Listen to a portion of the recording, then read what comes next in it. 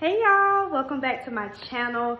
So today I'm going to do a physical fitness and mental health moment. I'm going to combine a concept from fitness and from mental health and put them together.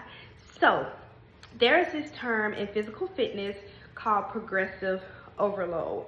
And it's basically a term where you up your weight or you up your reps in order to continue building your muscle. So I like to call it a challenge by choice. Like you willfully say, okay, for the last 4 weeks, I have props today. For the last 4 weeks, I've been doing my shoulder press at with a 10-pound weight. So at the end of the 4 weeks, I noticed, okay, this is getting easy. I'm not facing any struggle doing this. I'm powering right through it. And I've kind of mastered this level. I've mastered this level. It's become easier. It's become comfortable for me at this point. So you say, I'm gonna move from this 10-pound weight to a 15-pound weight. And I'm gonna do the same exercise, the shoulder press. But what I notice is that it's a little bit more uncomfortable at the 15 weight, right? And I may even notice that at the last 3 of my reps, it becomes extremely difficult for me to finish. But that's the idea, because I want to make myself uncomfortable in a sense so that I can achieve my goals and build muscle, all right? So that's the physical fitness part.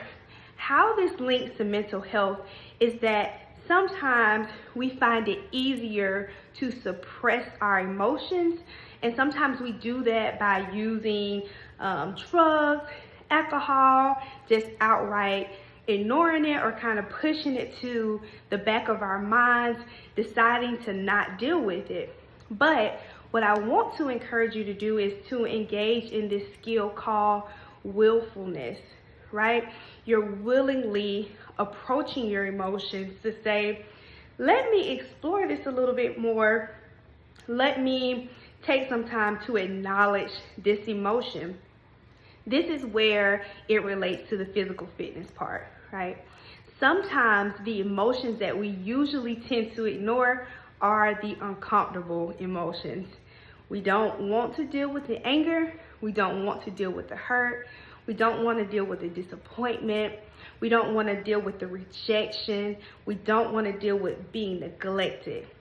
So those uncomfortable emotions are often the emotions that we say, it's easier to not deal with this, right?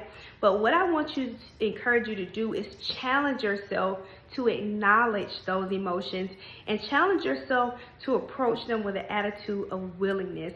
Like, I'm willing to sit down to say, I notice that every time this topic comes up, anger rises up in me.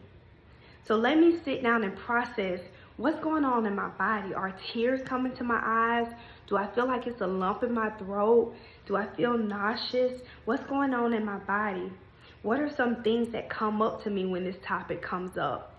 What do I feel maybe that this anger is trying to tell me, right? What may be connected to this anger? Because anger is a secondary emotion for most, right? So is there some hurt underneath this? Or is there some disappointment underneath this anger? Taking that step to almost step into the uncomfortability. And here's some tips that can help you to do that. 1, don't be afraid of uncomfortability. You can do difficult things. You can sit with uncomfortable feelings and be okay on the other side. 2, think about your goals. So if your goal is like, I want to level up mentally, I want to increase my emotional intelligence, I want to be able to communicate how I really feel about things, then if you do these exercises and if you say, okay, I'm going to acknowledge my feelings, I'm going to sit down and write it out, I'm going to explore when this difficult emotion comes up versus suppressing it.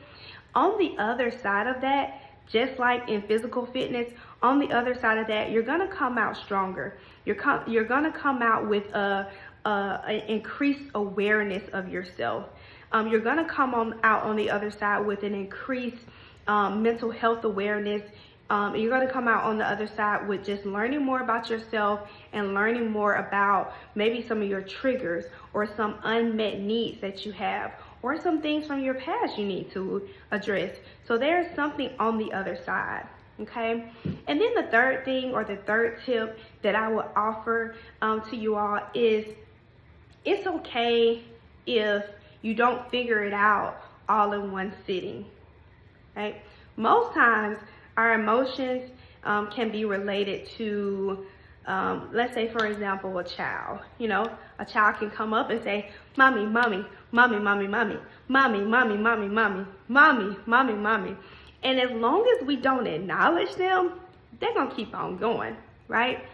But once we say, yes, baby, they say, oh, I just want to show you my hand, bye. And then they run away, right?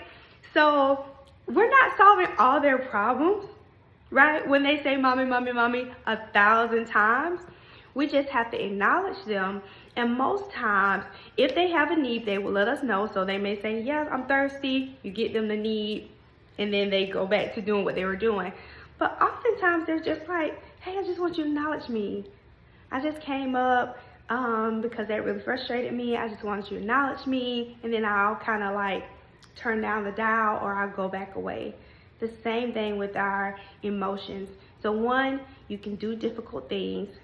Two, in the area of your mindset and your mental health, just think through some of your goals. And just like your physical goals, there are things that you have to be intentional about to reach that goal. And then third, it's okay if you don't fix all your problems when you first sit down to acknowledge your feelings, right? Sometimes our emotions are just saying, hey, I want you to pay attention to this, or hey, I would just want you to notice this.